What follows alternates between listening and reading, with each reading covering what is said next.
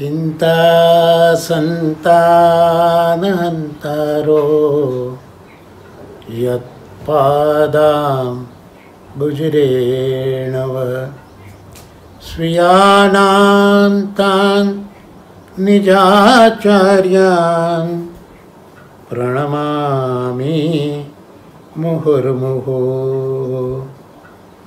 यदनुग्रहतो जन्तुः सर्वदुःखातिगो भवेत् तमहं सर्वदा वन्दे श्रीमद्वल्लभनन्दनम् सुलभ्य हृदि सर्वेषां श्रीगोपीजनवल्लभं गुणगानं मुदा कुर्वे तस्य तुष्टै स्वभावतः वन्दे नन्दव्रजस्त्रीणां पादरेणुमभीक्ष्णशः यासां हरिकथोद्गीतं पुनाति भुवनत्रयम्। આજે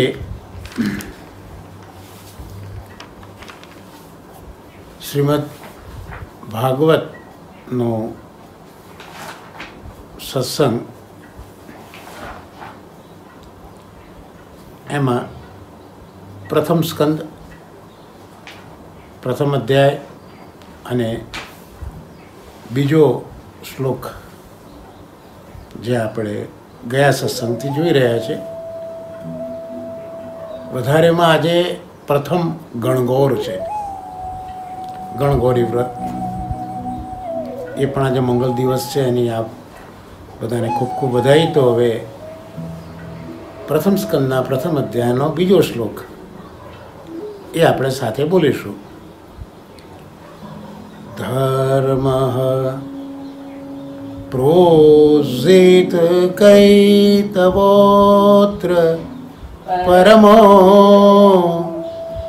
નિર્મત્સરાણાં સતાં વેદ્યં વાસ્તવમત્ર વસ્તુ શિવદં તાપત્રયોન્મૂલનં શ્રીમદ્ ભાગવતે મુનિકૃતે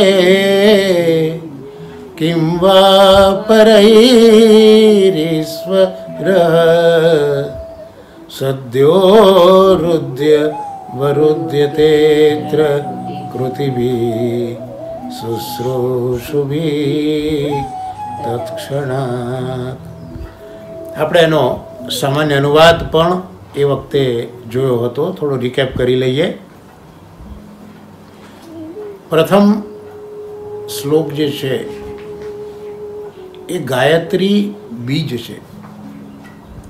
ભગવાનનું જે સત્ય, શિવ અને સુંદર જે સ્વરૂપ છે, સત્યમ શિવમ સુંદરમ, એ પૈકીનું સત્યમ સ્વરૂપ એ પ્રથમ શ્લોકમાં શ્રી મહાપ્રભુજી સમજાવ્યું. જે બીજ છે, ગાયત્રી બીજ છે. બીજો શ્લોક મંગલાચરણનો એ બીજમાંથી થયેલું વૃક્ષ છે, કલ્પવૃક્ષ છે, વેદ વૃક્ષ છે. અહીંયા સત્યમ પછીનું જે શિવમ સ્વરૂપ છે એનું દર્શન છે. તો અહીંયા આ ભાગવતમાં શેનું વર્ણન કર્યું છે આ શ્લોકમાં એ બતાવી રહ્યા છે કે શ્રીમદ ભાગવતમાં શેનું વર્ણન છે. તો એમાં ધર્મનું વર્ણન છે. પણ કેવો ધર્મ? પરમ ધર્મ. શા માટે પરમ ધર્મ? તો એમાં કપટ નથી એ ધર્મમાં, અને એ ધર્મ નિષ્કામ છે, એટલે જ પરમ છે. પર એ તો ઈશ્વર છે. એ ઈશ્વરને પણ પ્રાપ્ત કરાવે એવો આ ધર્મ. એટલે પરમ જ એટલા માટે કે નથી એ ધર્મમાં કપટ, અને સાથે સાથે એ નિષ્કામ ધર્મ છે. તો આવો કપટ રહિત નિષ્કામ પરમ ધર્મ શ્રી ભાગવતમાં વર્ણવ્યો. પણ એ ધર્મ કોનો છે? કયા પુરુષોનો આ ધર્મ છે? તો ત્યાં કહે છે કે સંતોનો છે.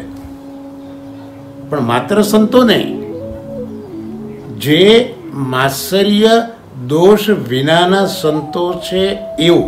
જેમ આપણે ધર્મમાં પણ વિચાર કર્યો કે ધર્મમાં કપટ હોઈ શકે, કે અહીંયા નિષ્કપટ ધર્મની વાત કરી, એવી રીતે સંતો પણ કેવા સંતો?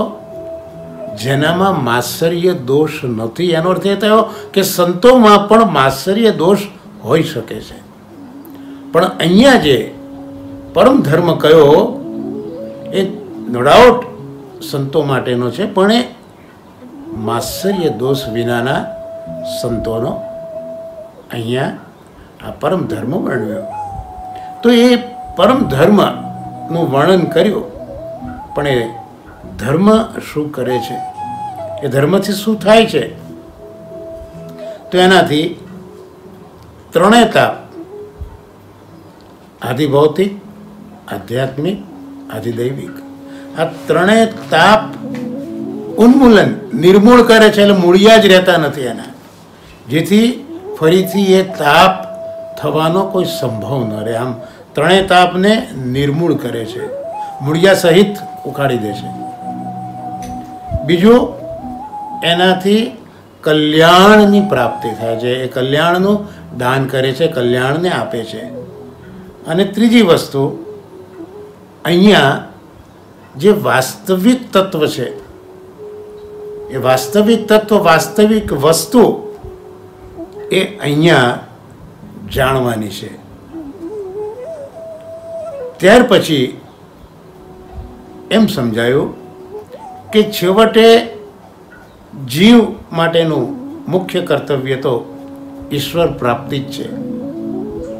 કારણ કે આ પ્રકારનો ધર્મ જ ઈશ્વર પ્રાપ્તિ કરાવી દેશે. તો જો ઈશ્વર પ્રાપ્તિ માટે આ શ્રીમદ ભાગવત એ સાધન બતાવ્યું, અને સાધન મહામુનિ વ્યાસજી દ્વારા રચાયું છે.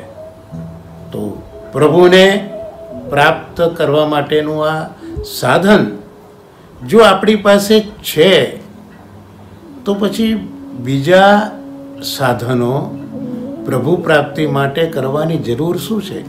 અર્થાત બીજી કોઈ જરૂર નથી, એવું સમજાવવા માટે અહીંયા આપણને પ્રશ્ન પૂછે છે કે જ્યારે આપણી પાસે મહામુનિ વ્યાસજીએ રચેલું આવું એક સાધન શ્રીમદ ભાગવત છે આપણી પાસે, જે પરમેશ્વરની પ્રાપ્તિ કરાવી આપે છે, તો પછી એ પરમેશ્વરની પ્રાપ્તિ કરવા માટેના બીજા સાધનો શોધવાની કંઈ જરૂર ખરી? કંઈ પ્રયોજન કરવું નથી? પ્રયોજન એટલે જ અહીંયા પ્રશ્ન આવો આપણને પૂછે છે.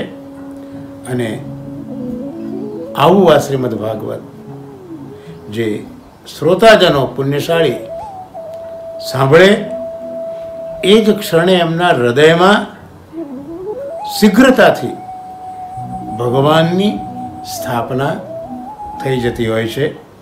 તો આ મંગલાચરણનો બીજો શ્લોક પ્રભુનું શિવમ સ્વરૂપ અને વેદવૃક્ષ કલ્પવૃક્ષ. તો આ શ્લોકના અનુસંધાનમાં શ્રી મહાપ્રભુજીના જે સુબોધિનીજી ઇત્યાદિ ગ્રંથો છે એના આધારે પરમ ભાગવત શ્રી કૃષ્ણશંકર શાસ્ત્રીજી દાદાજી અને પરમ ભાગવત શ્રી નવનીત પ્રિય શાસ્ત્રીજી આ શ્લોકમાં વિશેષ જે સમજ આપે છે એ આપણે અહીંયા જોઈ રહ્યા છે.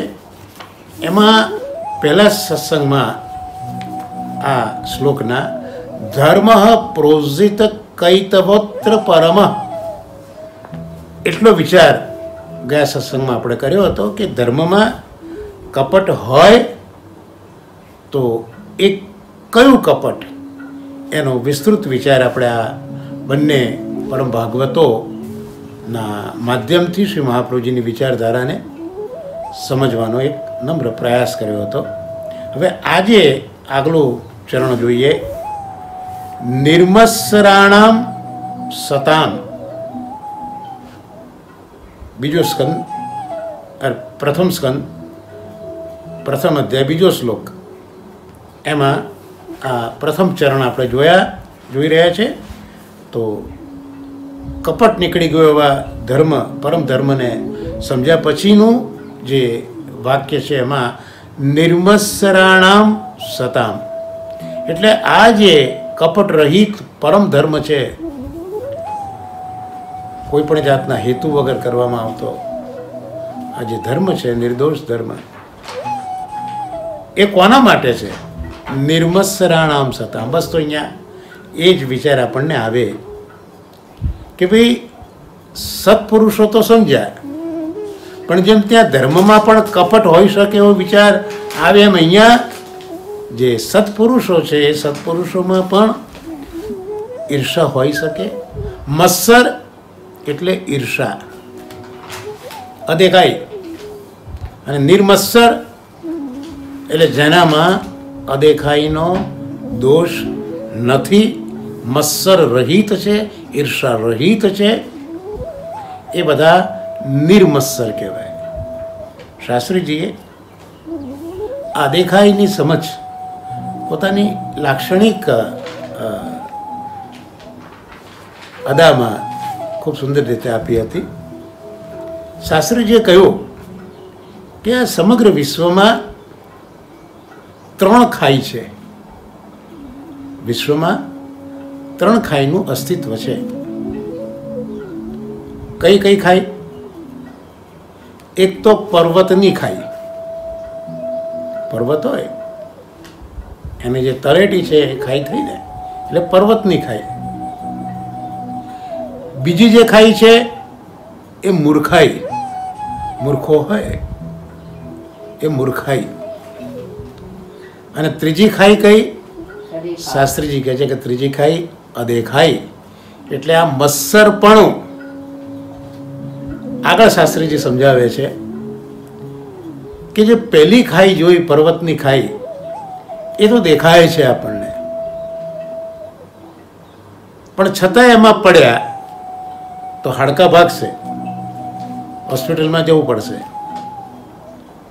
પણ જો કોઈક એવો પર્વત ખેડૂ કે એવો કોઈક સાહસિક માણસ હોય તો ભગવદ કૃપાથી આપણને એ પર્વતની ખાઈમાંથી બહાર કાઢશે, એ બહાર નીકળાશે. એ ખાઈમાંથી જે પડ્યો હોય ખાઈમાં, એને બહાર નીકળવાના સ્કોપ છે. ત્યાર પછી મૂર્ખાઈ, આપણે એક જબરદસ્ત ખાઈ છે, તો એમાં બી પડ્યા પછી પ્રભુ કૃપાથી કોઈ જ્ઞાની મળી ગયો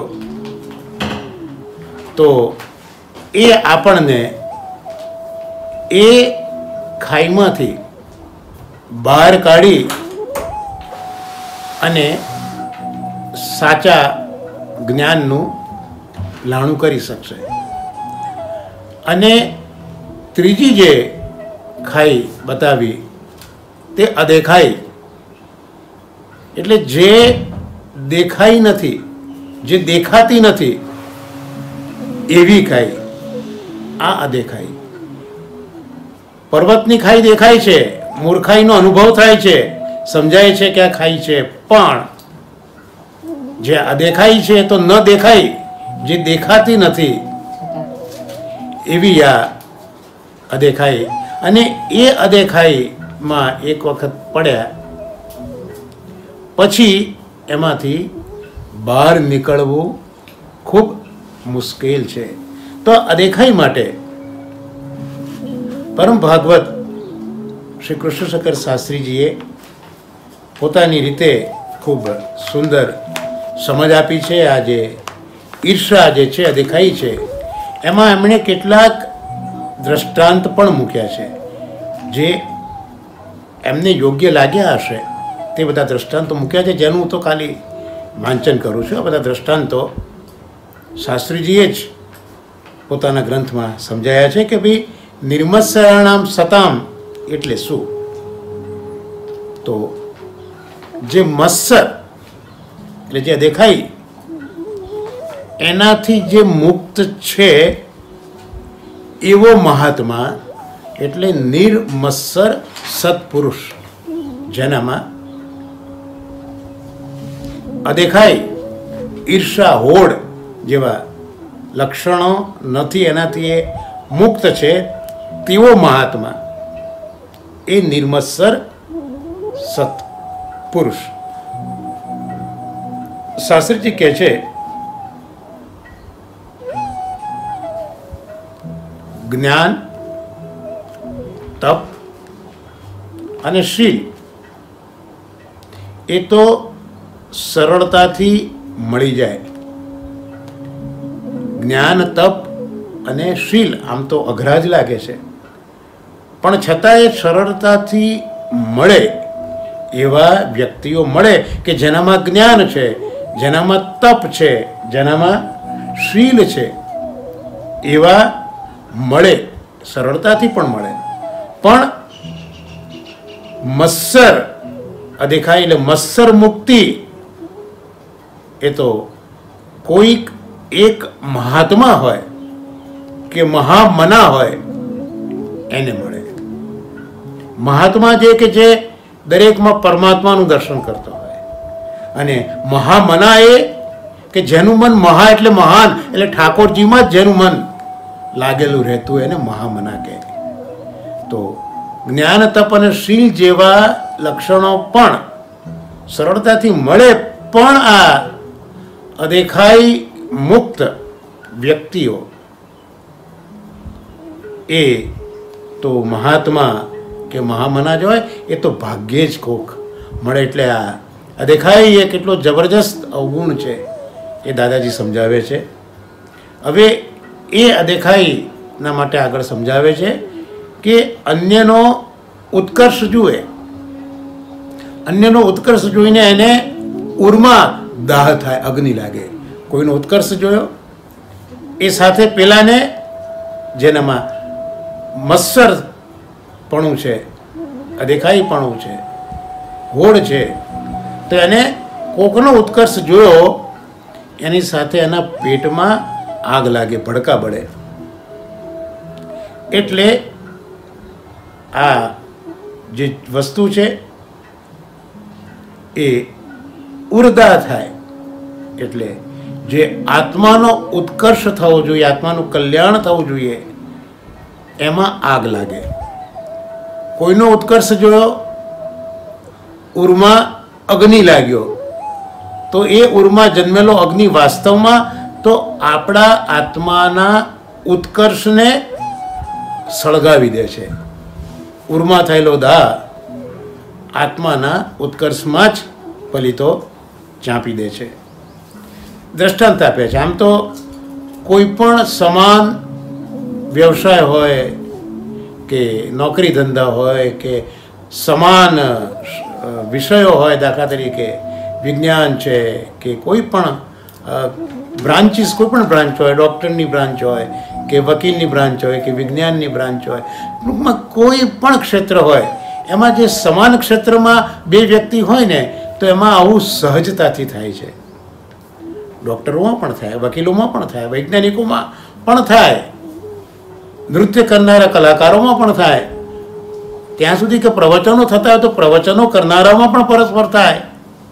તો એ એક જ ક્ષેત્રમાં રહેલી બે વ્યક્તિઓમાં જન્મતા આ માત્સર્ય દોષને અહીંયા દાદાજી પોતાની રીતે સમજાવે છે કે કોઈ એક વ્યક્તિ કીર્તન કરી રહ્યો છે, તો એ કીર્તન મંગલ છે, કીર્તન કરનારનો મધુર કંઠ છે.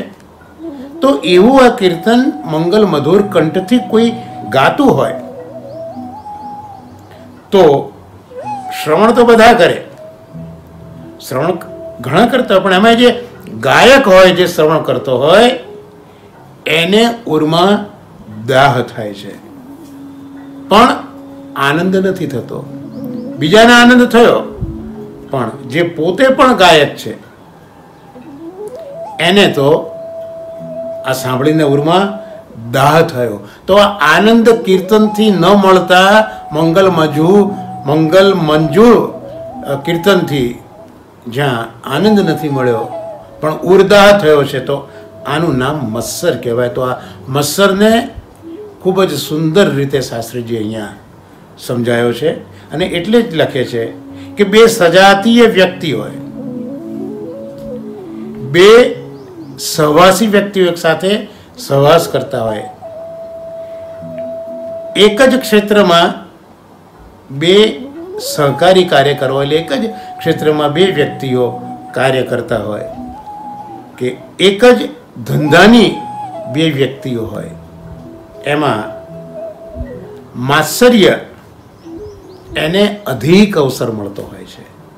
એટલે એક જ ફિલ્ડના બે વ્યક્તિઓ હોય એમાં આ માત્સર્ય દોષ આવવાનો અવસર ખૂબ વધી જતો હોય છે. અને દાદાજી આગવી ભાષામાં લખે છે કે આ મત્સર છે ને, મત્સર એ પેલા મચ્છર જેવો છે. મત્સર કોના જેવો છે? મચ્છર જેવો છે. કેમ? કારણ કે બંનેનો સ્વભાવ સરખો છે. હવે એ મત્સર અને મચ્છરનો સ્વભાવ એક સરખો કઈ રીતે? તો દાદાજી કહે છે કે મચ્છર હોય એ પણ છિદ્ર શોધતો હોય, કરડવાનું હોય ને એટલે છિદ્ર શોધતો હોય, છિદ્રને શોધનાર હોય. એવી રીતે જે આ મત્સર છે, અદેખાઈ છે, એ પણ લોકોના છિદ્રને જ શોધતી હોય. અને ખૂબ જ ઉમદા વાત કરે છે કે કોઈ એક વ્યક્તિ છે, એનામાં ખૂબ જ ગુણ છે, એટલે એ વ્યક્તિ ખરેખર તો ગુણનો ગિરિવર છે. એક વ્યક્તિમાં એટલા બધા ગુણો છે કે ખરેખર એ ગુણનો ગિરિવર છે, પર્વત છે. પણ આ જેનામાં મત્સર્ય દોષ છે, અદેખાઈનો દોષ છે, એ આ વ્યક્તિમાં રહેલા ગુણનો પર્વત નહીં જુએ, પણ એની તળેટીમાં પડેલો એક અણુ જેટલો અવગુણ એ એને દેખાશે. આ છિદ્ર શોધશે, આ મત્સર છિદ્ર શોધશે. એટલે કોઈ એક વ્યક્તિના ગુણ તરફ એનું ધ્યાન નહીં જાય, પણ એ ગુણ પર્વત જેવો છે, પણ એની તરફ ધ્યાન નહીં જાય, પણ એનામાં એક અવગુણ પણ હોઈ શકે.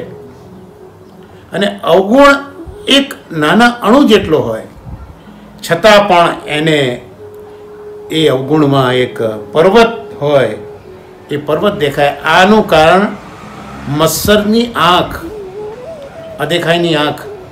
અને પોતાનામાં 1000 દુર્ગુણ હોય, દુર્ગુણનો દરિયો હોય, પણ એમાં એને એક દુર્ગુણ પણ દેખાતો ના હોય. તો આવા ઈર્ષાની દ્રષ્ટિવાળા, હોડની દ્રષ્ટિવાળા, માત્સર્યની દ્રષ્ટિવાળા એવા જે પુરુષો છે, એ ભલે સત્પુરુષો હોય, પણ એના માટેનો આ ધર્મ નથી. એટલે માત્સર્ય રહિત એટલા માટે કહ્યું કે ખરેખર તો સંત હોય એના માટે સુખ અને શાંતિ અને આનંદનો અનુભવ થવો જ જોઈએ. ધર્મ પાલનથી, ભાગવત ધર્મના પાલનથી એવા સંત પુરુષને સુખ, શાંતિ અને આનંદનો અનુભવ થવો જોઈએ. પણ જો એનામાં આ અદેખાઈનો ગુણ આવી ગયો તો એ ભલે એનામાં સત્વગુણ અધિક છે કે જેનાથી સુખ, શાંતિ, આનંદ પ્રાપ્ત થવાની પૂરેપૂરી શક્યતા છે, પણ એક આ અદેખાઈના લીધે એ સુખ, શાંતિ અને આનંદનો અનુભવ કરી શકતો નથી. ટૂંકમાં બીજાની સરસાઈ સહન ન કરવી એનું નામ મત્સર કહેવાય, એનું નામ ઈર્ષા કહેવાય. અને શ્રીમદ ભાગવતમાં આ જે પ્રથમ સ્કંદના પ્રથમ અધ્યાયના બીજા શ્લોકમાં જે માત્સર્ય વગરના જે સત્પુરુષો છે એમનો ધર્મ અહીંયા કયો છે.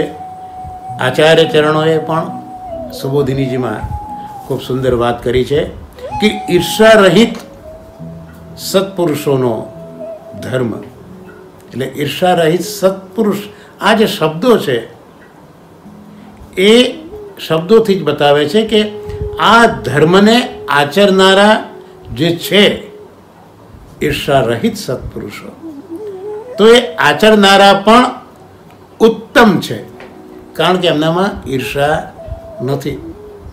તો આવા ઈર્ષા રહિત સત્પુરુષો એ પોતે પણ જે ધર્મનું આચરણ કરે છે એ પણ ઉત્તમ છે, અને એ આચરનારા ઉત્તમ છે માટે પણ અહીંયા ધર્મનું ઉત્તમપણું છે. કોઈ પણ એક વસ્તુનું અનુસરણ કોણ કરે છે એના ઉપર એ ધર્મની ગુણની વ્યાખ્યા પણ બંધાતી હોય છે. તો અહીંયા આ ઈર્ષારહિત સત્પુરુષો જે ધર્મ પાળે છે એ ધર્મ આપોઆપ ઉત્તમ પુરુષોએ એનું પાલન કર્યું છે, અનુસરણ કર્યું છે, માટે ધર્મ પણ ઉત્તમ બની જતો હોય છે. બીજાની સરસાઈ સહન ન કરવી એ જ મત્સર, એ જ ઈર્ષા, પણ એ તો દોષ છે. જ્યારે આ માત્સર્ય રહિત નિર્મત્સરાણામ સતામ એ કેવા હોય? આચાર્ય ચરણો સુબોધિનીજીમાં લખે છે કે કૃપાળુ હોય.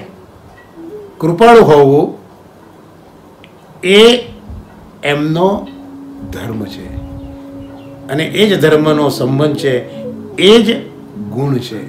તો આવું આ જે ધર્મ આચરનારાઓ છે એ દોષ રહિત છે, અને આવા કૃપાળુ ઇત્યાદિ ધર્મવાળા છે, અને એથી આ ધર્મને ઉત્તમ કહ્યો, તેથી આ ધર્મ ઉત્તમ છે. જ્યારે બીજાઓમાં ઈર્ષા વગેરે દોષો સ્પષ્ટ હોય જ છે, પણ આ સત્પુરુષોમાં અદેખાઈ હોતી નથી, એટલે ધર્મ પણ ઉત્તમ છે. હવે શ્રી મહાપ્રભુજી અહીંયા જે લખે છે કે કૃપાળુ હોવું વગેરે પણ ધર્મ છે, તો એના પર ટીકા જે લખાઈ છે ત્યાં 11મા સ્કંદમાં, ભાગવતના 11મા સ્કંદમાં જે 29મો અધ્યાય છે એનું નિરૂપણ આ મહાપ્રભુજીના શ્લોકને સમજાવવા માટે લખ્યું છે. આપણે ભૂલી ન જઈએ કે આપણે સત્પુરુષ, કેવા સત્પુરુષ? નિર્મત્સર સત્પુરુષ, અદેખાઈ વગરના સત્પુરુષ, એમની આપણે અત્યારના વાત કરી રહ્યા છે, શબ્દને સમજી રહ્યા છે. તો એનો રેફરન્સ જે આપણને આ ટીકામાં મળ્યો એમાં 11મો સ્કંદ છે, એમાં 29મો અધ્યાય છે. ત્યાં આ જે કૃપાળુ હોવું વગેરે ધર્મો છે, એટલે જે સત્પુરુષો છે, ઈર્ષા રહિત સત્પુરુષો, એમાં કૃપાળુ વગેરે ધર્મો છે. તો કયા ધર્મો છે, અને એ ધર્મો કોણ કહે છે, કોને કહે છે, શા માટે કહે છે, એ પણ જરા આજના સત્સંગમાં આપણે થોડું અધ્યયન કરીએ. તો 11મા સ્કંદમાં ઠાકોરજી ઉદ્ધવજીને આ બધું કહી રહ્યા છે. ઉદ્ધવજી અધિકારની વાત કરીએ આપણે, તો ઉદ્ધવજીનો અધિકાર કેટલો બધો શ્રેષ્ઠ છે. પરીક્ષિતજીને આપણે ઉત્તમ અધિકારી ગણીએ છીએ શ્રોતાઓમાં. સમગ્ર ભાગવત સાંભળ્યા પછી એમનો ઉદ્ધાર થયો છે. વિદુરજી, એમણે તો ખાલી 2 જ સ્કંદ સાંભળ્યા છે, તો એમનો અધિકાર કેવો હશે શ્રોતા તરીકે? અને ઉદ્ધવજી એ તો માત્ર 11મો સ્કંદ જ સાંભળે છે અને કૃતાર્થ થાય છે, તો આ ઉદ્ધવજીનો અધિકાર કેવો હશે? તો 11મા સ્કંદમાં ઠાકોરજી ઉદ્ધવજીને જુદી જુદી વાતો સમજાવે છે. ત્યાં યોગની વાત કરી હશે ઠાકોરજી આગળ, તો ઉદ્ધવજી કહે છે, કારણ કે યોગમાં તો મન લગાવવું પડે ને, ચિત્તવૃત્તિનો નિરોધ. તો ઉદ્ધવજી કહે છે કે હે કૃષ્ણ, આ આપણા મનને વશમાં રાખવું જ ખૂબ અઘરું છે. મન વશમાં રહેતું નથી. એટલે જે યોગ સાધનાની હમણાં તમે વાત કરી, હે મહારાજ, એ યોગ સાધના તો અતિશય કઠિન છે, કારણ કે મન જ વશમાં રહેતું નથી. એટલે યોગ સાધના કઠિન છે. તો હવે આપ કૃપા કરો. શું કૃપા કરો? કે કોઈ સરળ સુગમ એવું સાધન બતાવો કે જેથી અનાયાસ પરમપદ ની પ્રાપ્તિ થઈ જાય. પરમપદ એટલે ઠાકોરજી. તો આવું કોઈક સાધન બતાવો કે જે સરળ હોય અને સુગમ હોય. ઘણી વખત આપણે લૌકિકમાં પણ જોઈએ, કોઈક વ્યક્તિ ખરીદવા નીકળ્યો હોય કોઈ દુકાનદારને ત્યાં, તો એવું પણ કહેતા સાંભળવા મળે કે જો ભાઈ સારું આપજે, જો ભાઈ સારું આપજે, સસ્તું આપજે, નમતું આપજે, અને પછી કહેશે ઉધાર આપજે. તો એવી રીતે આ તો એક હાસ્યની વાત છે, હસવાની વાત છે, પણ સુખદેવજી આ આખો પ્રસંગ બતાવતા કહે છે કે ઉદ્ધવજી આવું પૂછી રહ્યા છે કે સરળ સુગમ સાધન બતાવો જેથી અનાયાસ કોઈ પણ જાતના આશય વગર પરમપદની પ્રાપ્તિ થાય. ઠાકોરજી કહે છે કે હે ઉદ્ધવ, આના માટે હું તને હવે ભાગવત ધર્મો કહું છું. તો અહીંયા જે આપણે જોયું ઈર્ષા રહિત સત્પુરુષો, તો એ શબ્દમાં જે ધર્મની વાત કરી છે, કૃપાળુ વગેરે ધર્મો, એ ધર્મો એ ભાગવત ધર્મ છે. એ બધા ભાગવત ધર્મ છે. અને ભગવાન શ્રી કૃષ્ણે ઉદ્ધવજીને કહ્યા છે. એટલે કૃષ્ણ કહે છે કે આ ભાગવત ધર્મો, તે મને જે પૂછ્યું ને ઉદ્ધવ, કે સરળ સુગમ સાધન અનાયાસ થાય એવું, તો આ ભાગવત ધર્મ હું તને એટલા માટે કહું છું. પણ શ્રદ્ધાપૂર્વક એનું આચરણ કરજે. શ્રદ્ધાપૂર્વક આચરણ થશે તો મૃત્યુને પણ અનાયાસે જીતી લેવાશે. મૃત્યુને પણ જીતી લેવાશે. જો આપણે યાદ કરીએ શ્રી ગુસાઈજીના સેવિકા ડોકરી, જેને અષ્ટપદી કહ્યું, તો આ બધા મહાપ્રભુજી ગુસાઈજીના જે સેવકો છે ને, એ પોતે ભાગવત ધર્મના આચરણના સાક્ષાત સ્વરૂપો છે. એટલે કેવો એ ડોસીમાએ ભાગવત ધર્મ આચર્યો હશે કે જેમ અહીંયા કહ્યું કે મૃત્યુને પણ અનાયાસે જીતી લેવાય. તો 8 વખત મૃત્યુને પાછું ઠેલ્યું. એટલે અહીંયા આપણી પાસે તો પુષ્ટિ માર્ગના બધા પ્રમાણો છે કે ભાગવત ધર્મનું જેને જેને આચરણ કર્યું શ્રદ્ધાપૂર્વક, એ મૃત્યુને પણ માત કરે છે. આમ તો કાલ આગળ બધા જ વામણા છે, પણ આ પ્રભાવ ભાગવત ધર્મનો છે કે જ્યાં કાલ પણ એમને બાધા કરી શકતો નથી. એટલે જ કીધું જેને કાલ કર્મ નવ બાંધે રે. તો આ ભાગવત ધર્મો અહીંયા બતાવે છે. તો કહે છે કે હવે સાંભળતું એ કયા કયા ભાગવત ધર્મો છે. તો બધું ઘણું વિશેષ વિવેચન ઠાકોરજી કર્યું, જેમાંથી કંઈક આપણે જોવાનો એક નમ્ર પ્રયત્ન કરીએ શ્રી કૃષ્ણ કૃપાએ. તો પહેલી વખત પહેલું કહ્યું કે બધા કર્મ મારા માટે જ કર. જે કંઈ કર્મ કરે તે મારા માટે એટલે જ. શ્રીમદ ભગવદ્ ગીતામાં પણ કહ્યું કે કર્મ કરનાર કરતાં પણ યોગી મહાન છે. એટલે જ્યારે એ કર્મ તમે ઠાકોરજી તરફ યોજી દો છો, ત્યારે માત્ર કર્મ કરનારા તમે નથી રહેતા, પણ કર્મ યોગી બનો છો.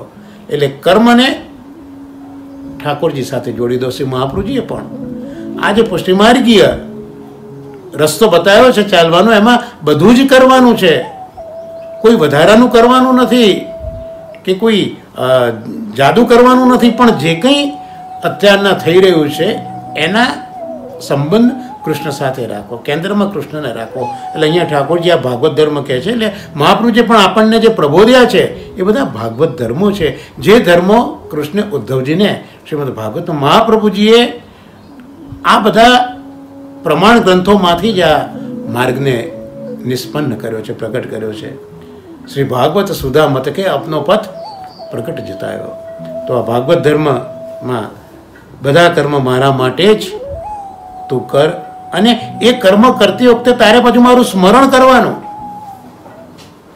પેલું આપણે ઘણી વખત કહીએ છીએ ને, બળદું ઘર કૃષ્ણાર્પણ, એવું નહીં, પણ દરેક કર્મમાં કૃષ્ણનો સંબંધ શોધો, કૃષ્ણ માટે કરો, કૃષ્ણની પ્રસન્નતા માટે કરો. અને કરતી વખતે હું આ કૃષ્ણને મારા સ્મરણમાં રાખું છું એવો અભ્યાસ તમે વધારતા જાઓ. કૃષ્ણ માટે કર્મ કરો, એ વખતે સ્મરણ કરો, અને આ જે અભ્યાસ નિધિધ્યાસન વારંવાર આવો અભ્યાસ કરો તો આનાથી શું થશે? ઉદ્ધવ, મન અને ચિત્ત એ મને સમર્પિત થઈ જશે, કારણ કે પછી મનમાં અને ચિત્તમાં હું જ રમ્યા કરીશ. પ્રભુના ભક્તો બીજું કહે છે, મને સ્મરણ, બધા જ કર્મ મને આપો, મારું સ્મરણ કરો. પછી કહે છે કે પ્રભુના જે પરમ ભક્તો છે એ જે સ્થળમાં રહેતા હોય તે સ્થળ પવિત્ર જ હોય.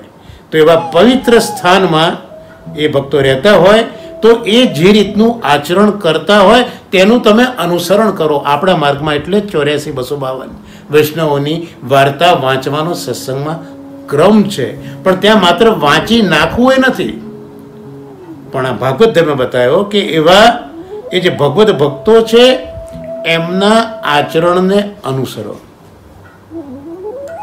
પછી કહે છે કે જ્યારે પર્વો આવે, તહેવારો આવે, ઉત્સવ આવે તો એ વખતે જેમ કોઈ એક મહારાજા હોય અને મહારાજાને કેવા આપણે ઠાઠ મારથી બધા ઉત્સવ કરીએ છીએ, તો એવું આ પર્વોને પણ મહારાજાઓના ઉચિત એવા ઠાઠ માઠથી તમે મહોત્સવ કરો. એટલે જ આપણા માર્ગમાં શ્રી મહાપ્રભુજીએ જન્માષ્ટમી, રાસોત્સવ વગેરે આ જે ભેદો મૂક્યા છે, વિધાઓ મૂકી છે, તે આટલા માટે કે આ પણ એક જાતનો ભાગવત ધર્મ છે કે પર્વોને પણ મહોત્સવ તરીકે ઉજવો.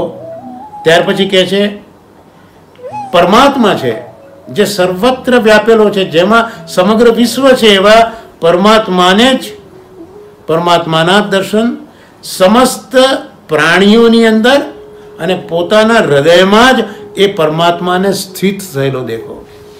કોઈ પણ મળે તો એના હૃદયમાં પણ પરમાત્મા છે, મારા હૃદયમાં પણ પરમાત્મા જ સ્થિત છે. એટલે જ મહાપ્રભુજીએ પોતાના આ અદ્ભુત વેદાંતમાં જીવન જીવવાની એક રીત બતાવી કે કોઈને એવા કટુ શબ્દ ન બોલો કે જેથી એના હૃદયમાં રહેલા ભગવાન અપ્રસન્ન થાય. એટલે દરેકના હૃદયમાં તમે ભગવાન જુઓ. જ્યારે દાદા ભીષ્મ પાસે ભગવાન કૃષ્ણ યુધિષ્ઠિરને લઈને આવ્યા, બધા ધર્મો શીખવા છે, રાજધર્મ ઇત્યાદિ ધર્મ શીખવા છે. ભીષ્મ દાદા યુધિષ્ઠિરને સમજાવે છે ત્યારે ભીમ કહે છે કે દાદા આ બધું યુધિષ્ઠિરજીને સમજાય, મને નહીં સમજાય, તમે મને સમજાયો કોઈ ધર્મ બતાવો. એટલે દાદા કહે છે કે તારે ભીમ એટલું જ યાદ રાખવું કે તને જે કોઈ વસ્તુ કંઈ કહે કે બોલે અને તને જે દુઃખ થાય છે એવું તું બીજા માટે કહેતો અને કરતો નહીં. તો આ રીતે ક્યારે શક્ય બને કે જ્યારે પ્રાણી માત્રમાં આપણે પરમાત્માને સ્થિત થયેલો જોઈએ ત્યારે. તો આ પણ એક ભાગવત ધર્મ છે. પછી આગળ ભાગવત ધર્મ બતાવે છે કે બધા પ્રાણી અને પદાર્થોમાં તું મારા દર્શન કર. પણ તો હૃદયમાં સ્થિત થયો છે એવું કહે છે, પણ પ્રાણી માત્ર પણ આ સ્વરૂપ છે. એટલે જ મહાપ્રભુજી આજ્ઞા કરી નિબંધમાં કે રૂપ નામ વિભેદેન જગત ક્રીડતી યોયત. કોઈ પણ એક વ્યક્તિ, કોઈ પણ એક નામવાળો વ્યક્તિ એ ખરેખર તો એ પરમાત્મા જે છે એ પોતે જ એ સ્વરૂપે અને એ જ નામથી એ વ્યક્તિમાં એ નામથી વિલસી રહ્યો છે. આવી દ્રષ્ટિ તું કેળવ. તો એનાથી શું થશે? જ્યારે બધા જ પ્રાણીના પદાર્થોમાં તું મારા દર્શન કરશે ત્યારે તું બધાનો સત્કાર કરતો થશે. દરેકમાં પ્રભુના દર્શન કરીશ એટલે દરેકનો સત્કાર કરશે. કોઈનો તિરસ્કાર તું નહીં કરે, કારણ કે આ ભગવત સ્વરૂપ આવી રહ્યું છે મારી પાસે. અને એટલે જ જ્યારે બધાનો સત્કાર થશે ત્યારે પછી દ્રષ્ટિ કેવી થશે? ચાહે બ્રાહ્મણ હોય કે ચાંડાલ હોય, બંને એક્સ્ટ્રીમ છે. ચાહે બ્રાહ્મણ હોય કે ચાંડાલ હોય, ચાહે ચોર હોય કે ભક્ત હોય, ચાહે પછી સૂર્ય હોય કે ચિનગારી હોય, ચાહે કૃપાલુ હોય કે ક્રૂર હોય, પણ એ બંને પ્રકારની વ્યક્તિમાં તારી સમાન દ્રષ્ટિ થશે. એટલે અહીંયા આપણે આ શ્લોકને સુબોધિનીજી પ્રમાણે જોતા જોતા શબ્દ આવ્યો કૃપાળુ હોવું વગેરે ધર્મ, એ આપણે જોયું. તો એ આ ભાગવત ધર્મ જે 11મા સ્કંદના 29મા અધ્યાયમાં છે તેનું આપણે આના રેફરન્સથી આપણે આ અવગાહન શ્રી મહાપ્રભુજીની જ કૃપાથી આપણે કરી રહ્યા છે. તો આવી રીતે સમાન દ્રષ્ટિ રાખે અને આવું જ્યારે થાય ત્યારે જ એ સાચો જ્ઞાની છે. એટલે જ્ઞાની કરતાં પણ ગીતા એટલે છે જ્ઞાની કરતાં પણ જ્ઞાન યોગી એ શ્રેષ્ઠ છે. પણ એ જ્ઞાન દરેક ઘણી વસ્તુનું હોઈ શકે, પણ એ જ્ઞાન જ્યારે ભગવત જ્ઞાન જ હોય ત્યારે એ જ્ઞાની ન રહેતા જ્ઞાન યોગી બને છે. તો આ જ સાચો જ્ઞાની છે.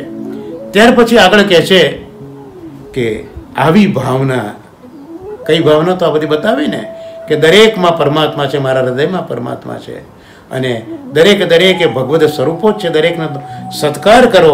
આવી ભાવના તમે નિરંતર જ કર્યા કરીએ તો એ જે સાધક છે, ભક્ત છે, એના ચિત્તમાં હવે પેલી જે માત્સર્યપણું, મત્સરતા જે અદેખાઈ, તો એ સાધકના ચિત્તમાં આવે સ્પર્ધા, હોડ, ઈર્ષા, તિરસ્કાર, અહંકાર, અદેખાઈ, આ બધા દોષ દૂર થશે. તો આ જે નિર્મત્સર સત્પુરુષો છે એમાં આ બધા ભાગવત ધર્મ છે અને એ ધર્મનું આચરણ કરે છે, માટે પણ આ ધર્મ એ પરમ છે એમ અહીંયા શ્રી મહાપ્રભુજી આપણને સમજાવે છે. પણ આ નિર્મત્સર પુરુષોના ધર્મો કેવા હોય તે આ શ્રી કૃષ્ણ અને ઉદ્ધવજીના સંવાદમાં આપણને જોવા મળે છે. એટલે પોતાના લોકો જ, એટલે હવે પરિસ્થિતિ શું થશે? આવી જ્યારે પરિસ્થિતિ થશે કે આપણા ચિત્તમાં સ્પર્ધા, હોડ, ઈર્ષા, તિરસ્કાર કંઈ જ નથી રહ્યું, તો પછી ભલે ને આપણા પોતાના લોકો જ હોય એ પણ જો આપણી સામું હશે, આપણી મસ્કરી કરે, તો પણ આપણે એની પરવા નહીં કરીએ. હું સારો તે ખરાબ, આવી જે દેહ દ્રષ્ટિ છે, આવી જે લોક લજ્જા છે, એ પણ એ સાધકથી છૂટી જશે અને પરિણામે શું થશે? ચાહે કૂતરું હોય, ચાહે ચાંડાલ હોય, ચાહે ગાય હોય કે ચાહે ગધો હોય, પણ આ દરેક પ્રકારના જે પ્રાણીઓ છે એ પ્રાણીને જોઈને પૃથ્વી ઉપર સૂઈને સાષ્ટાંગ દંડવત પ્રણામ કરનારા આવા મત્સર વગરના પુરુષો થશે. એટલે જો ગુસાઈજીના સેવકોના પ્રસંગ, પેલા રાજાનો પ્રસંગ છે કે રાજા એટલો બધો સત્સંગમાં અને વૈષ્ણવોની અંદર રાચી રહ્યા છે રાજા, કે માત્ર દરેકમાં એને વૈષ્ણવતાના જ દર્શન થાય છે. કોઈ પણ કંઠીવાળો જોવે કે માથે વૈષ્ણવી તિલક જુએ તો એને એમાં વૈષ્ણવના જ દર્શન થાય છે. એટલે એની આ પ્રકાર જોઈને જેમ અહીંયા લખ્યું ને કે નજીકના લોકો, આપણા પોતાના લોકો મજાક કરે, હસે, મસ્કરી કરે, તો આ રાજાની પણ, રાજા હોવા છતાં એના સગા સંબંધીઓ મજાક કરતા હતા. અને મજાક એટલે એવી મજાક એક વખત તો કરી કે એક ગધેડાને પકડીને લાવ્યા, એને તિલક કર્યું વૈષ્ણવી, ગળામાં માળાનો હાર, તુલસીની માળાનો હાર પહેર્યો અને પછી મોકલ્યો રાજા પાસે. તો રાજા ઊભો થઈ અને એની અંદર પણ કૃષ્ણના દર્શન કરીને પગે લાગીને દંડવત પ્રણામ કરે છે. તો આ ભાગવત ધર્મ. તો પુષ્ટિ માર્ગના આ આપણા 84,252 વૈષ્ણવો, એમના જીવન ચરિત્રનું અવગાહન જ એટલે જ જરૂરી છે કે બધા આ ભાગવત ધર્મો એમના જીવનમાં ઉતાર્યા છે. અને એટલે જ અહીંયા કહ્યું કે પછી એ લોકો ચાહે કૂતરું હોય કે ગધો હોય એને પણ પૃથ્વી ઉપર દંડવત કરે છે. અને આપણો આ દેહ કેવો છે? તો આ વિનાશી દેહ છે. શરીર તો અસત્ય છે, આજે છે ને કાલે નથી. અને પ્રભુ કેવા છે? પ્રભુ અવિનાશી છે અને સત્ય તત્વ છે. તો આવા ધર્મનું જો પાલન થાય તો આ જ વિનાશી દેહ, આ જ અસત્ય શરીર, એનાથી અવિનાશી ભગવાન અને સત્ય તત્વ એવા પરમાત્માની પ્રાપ્તિ આ ભાગવત ધર્મથી થતી હોય છે. તો આ પરમ ધર્મનું વર્ણન અહીંયા આ પ્રથમ સ્કંદના પ્રથમ અધ્યાયના બીજા શ્લોકના મંગલાચરણમાં સૂતજી સુખદેવજી સંભળાવી રહ્યા છે. તો અંતે કહે છે ભગવાન કૃષ્ણ ઉદ્ધવને કે હે ઉદ્ધવ, મેં તને સંપૂર્ણ બ્રહ્મ વિદ્યાનું રહસ્ય કહ્યું. આ જે બ્રહ્મ વિદ્યા છે, જેને પરાવિદ્યા કહી છે, તો એ વિદ્યાનું, એ સંપૂર્ણ વિદ્યાનું આ રહસ્ય મેં તને કહ્યું. ઠાકોરજીએ અર્જુનને જે ગીતા સંભળાવી છે ને, એમાં પણ બ્રહ્મ વિદ્યાઓનો બોધ કરેલો છે. કેટલાક મીમાંસકોએ 32 પ્રકારની આ પ્રાણ વિદ્યા બ્રહ્મ વિદ્યા બતાવી છે. તો આ 18 અધ્યાયમાં ઠાકોરજી પણ આ બધી વિદ્યાઓ છે એનું રહસ્ય અર્જુનને કહે છે એવું ઘણા મીમાંસકોએ લખ્યું છે. અને આ જે મેં તને વાત કરી બ્રહ્મ વિદ્યા, એ તો દેવતાઓ માટે પણ મુશ્કેલ છે. દેવતાઓ પણ એના અધિકારી બની શકતા નથી. અને છેવટે ઠાકોરજી ઉદ્ધવને કહે છે કે આ તો આપણો સંવાદ એક પવિત્ર સંવાદ છે, પરમ પવિત્ર સંવાદ છે, જે બીજાને પણ પવિત્ર કરે છે. એટલે આ જે બ્રહ્મ વિદ્યા ઠાકોરજીએ ઉદ્ધવજીને કહી, એ ઠાકોરજી કહે છે કે પ્રતિદિન એનો પાઠ કરવો જોઈએ, પ્રતિદિન પાઠ કરવો જોઈએ અને બીજાને એ સંભળાવવું જોઈએ. અને એ રીતનું કરતા કહેનારો અને સાંભળનારો પણ પવિત્ર બની જતો હોય છે. તો આ રીતે અહીંયા આજે આપણે જે શ્લોક છે એમાં નિર્મત્સર જે સત્પુરુષો છે, એ સત્પુરુષો આ શબ્દને શ્રી મહાપ્રભુજીના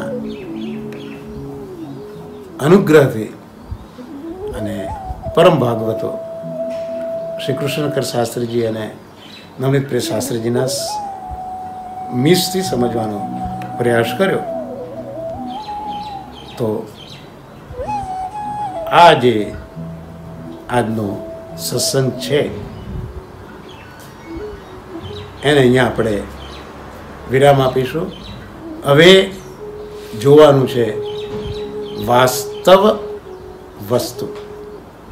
તો એ વાસ્તવ વસ્તુ શું છે, એ વાસ્તવ જ્ઞાન શું છે, અને કઈ રીતે 3 પ્રકારના દોષનું ઉન્મૂલન થાય છે, કઈ રીતે શિવપણું પ્રાપ્ત થાય છે. તો આ હવે જ્યારે આપણે આવતા ગુરુવારે સત્સંગમાં ભેગા થઈશું, એ વખતે હવે જે આ બાકીનો પ્રકાર છે એ શ્રી મહાપ્રભુજી જેમ કૃપા કરશે અને આ 2 પરમ ભાગવતો આપણને જેમ સમજાવશે તેમ સમજવાનો પ્રયત્ન કરીશું. તો આપણો આજનો આ જે સત્સંગ છે એ આ કૃષ્ણ ભગવાન કે જે ઉદ્ધવજીને આ બ્રહ્મ વિદ્યા બતાવે છે એવા કૃષ્ણના ચરણ કમલમાં આ ભાગવતનો સત્સંગ આપણે નિવેદિત કરીએ. અને હવે બીજો જે આપણો આજનો સત્સંગનો જે અવસર છે એમાં આવશે શ્રી પુરુષોત્તમ સહસ્રનામ સ્તોત્ર. એમાં આજે 17મું નામ એ આપણે જોઈશું. પુરુષોત્તમ સહસ્રમાં શ્રી મહાપ્રભુજી આ નામ પ્રગટ કર્યું છે, શુક મોક્ષદહ. શુક એટલે સુખદેવજી, મોક્ષ એટલે મોક્ષ, અને દહ એટલે આપનારા. તો સુખદેવજીને મોક્ષ આપનારા પ્રભુ. તો અહીંયા સુખદેવજીને મોક્ષ આપ્યો પ્રભુએ, પણ મોક્ષ એટલે શું, મોક્ષ કોને કહેવાય? ઘણા લોકો એમ માને, સંસારમાં કંટાળ્યા હોય, દુઃખની અંદર દબાઈ ગયા હોય તો મનમાં વિચાર થાય કે હાસ મરીએ તો સારું, મોક્ષ તો થઈ જાય. કે દરેક વ્યક્તિ મરતી હોય એનો મોક્ષ છે એવી વસ્તુ નથી. તો મોક્ષ ખરેખર થાય ક્યારે? તો વ્યક્તિ જ્યારે મૃત્યુ પામે છે ને એ વખતે જે પેલો જીવ છે એ જીવ પંચમહાભૂતના ખોળિયાને છોડી દે છે, પણ એટલે મુક્ત નથી થતો. કારણ કે એ આત્મા સાથે જ્યારે ઠાકોરજીએ એને ભૂતલ ઉપર મોકલ્યો એ જીવને, ત્યારે 17 તત્વનો લિંગ દેહ પણ આ જીવ સાથે આવતો હોય છે. એટલે ભલે સ્થૂળ દેહ છોડી દીધો આત્માએ, પણ આ લિંગ દેહ, જેને સૂક્ષ્મ દેહ તરીકે પણ ઓળખવામાં આવે છે, જેને વાસના દેહ તરીકે પણ ઓળખવામાં આવે છે, તો ભલે પંચમહાભૂતનું ખોળિયું જીવે છોડી દીધું, પણ જે 17 તત્વોનો સૂક્ષ્મ દેહ છે એ તો હજી આત્મા સાથે સંલગ્ન જ છે. એટલે એ આત્મા જ્યારે નવી યોનિમાં નવા રૂપે પ્રવેશે ત્યારે આ લિંગ દેહ જે પ્રભુ એને એના છૂટા પાડતી વખતે એને આપેલો છે એ પોતાની સાથે લઈને જ જશે. એટલે બુદ્ધિ, વાસનાઓ એ બધું લઈને એ આત્મા બીજું નવું રૂપ ધારણ કરશે. એટલે પંચમહાભૂતનું ખોળિયું છૂટ્યું એટલે મુક્ત થયા એવું નથી.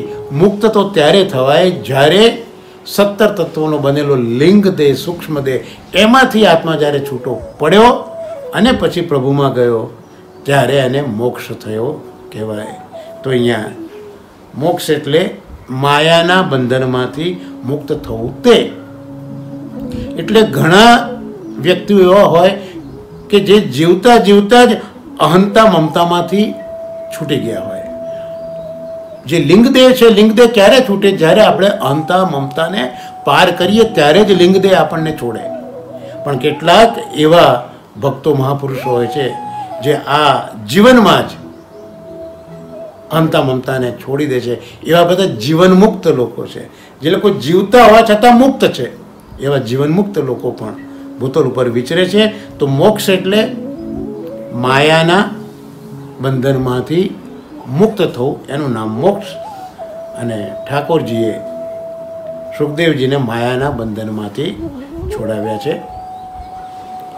પંચમલાલજી, શ્રી રઘુનાથજી આની ટીકામાં સમજાવે છે કે સુખદેવજી તો જ્ઞાની છે. કારણ કે સુખદેવજી છે કોણ? સુખદેવજી તો ભગવાન શંકરનો અવતાર છે.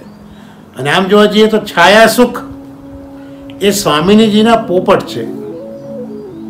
એટલે મહાદેવનો અવતાર હોવાના કારણે સુખદેવજી તો જ્ઞાની છે જ, અને જ્ઞાનીની સાથે સાથે મહાદેવજીનો અવતાર હોવાથી વૈરાગી પણ છે. એટલે સુખદેવજી તો જન્મ્યા ત્યારથી જ જ્ઞાની પણ છે અને વૈરાગી પણ છે. અને એમના પિતા કોણ છે? તો ભગવદ અવતાર, ભગવાનની સંપૂર્ણ જ્ઞાન કલાનો અવતાર એવા વ્યાસજી, એ તો આ સુખદેવજીના પિતા છે. અને એવા વ્યાસજીના આશ્રમમાં સુખદેવજીનો જન્મ થયો છે. તો એ વાતાવરણ કેવું હોય? વ્યાસજીના આશ્રમનું વાતાવરણ કેવું હોય? ન તામસ હોય, ન રાજસ હોય, પણ સાત્વિક હોય. કારણ કે જ્ઞાન કલાનો સંપૂર્ણ જ્ઞાન કલાનો અવતાર છે. અને જ્ઞાન તો સત્વ સાથે સંકળાયેલું છે.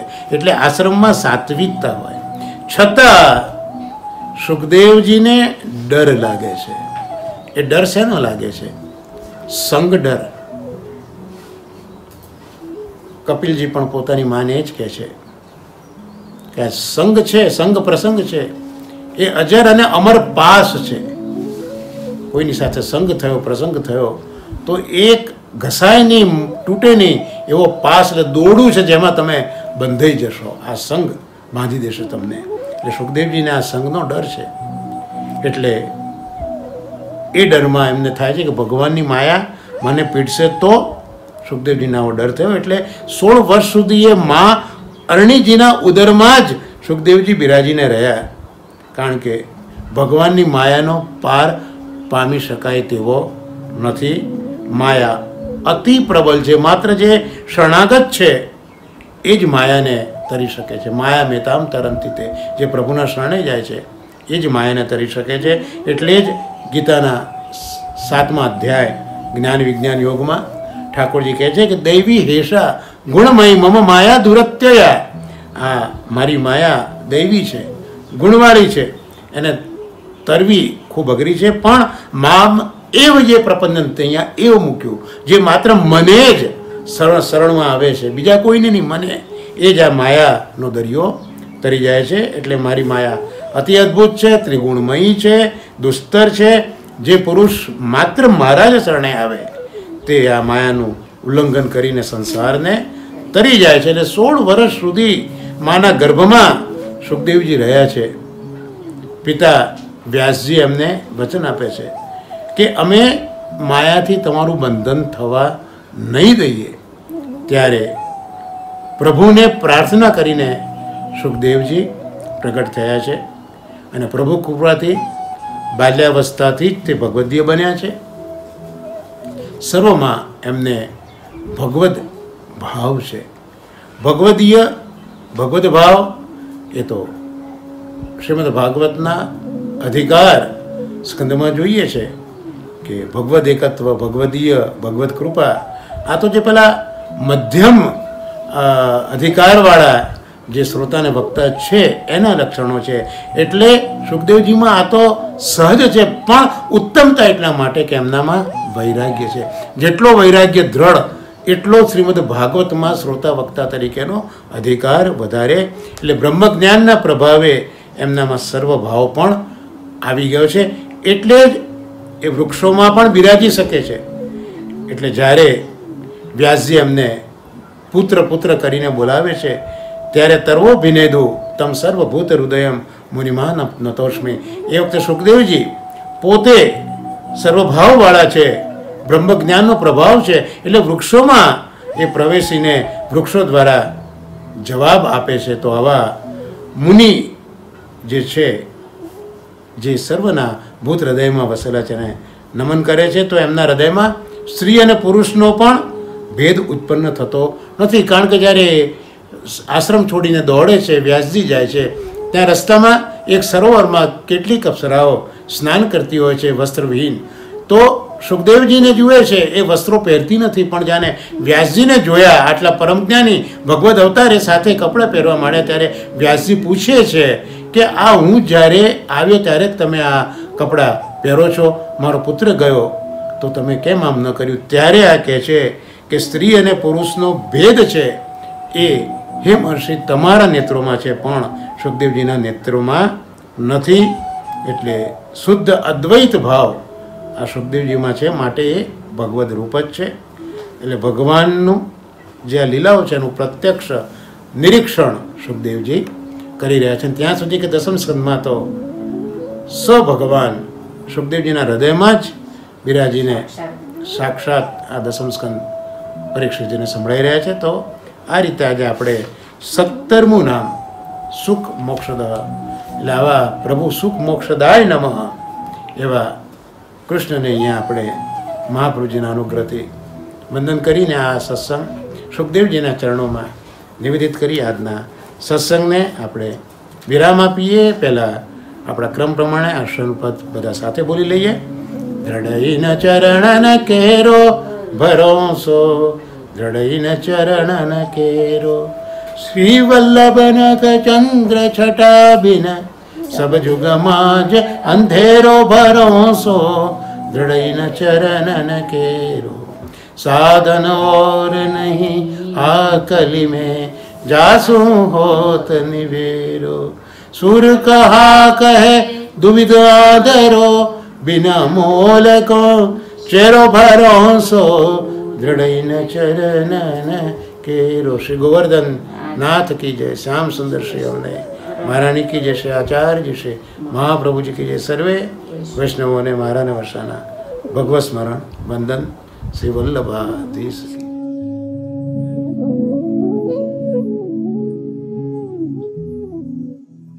Thank you.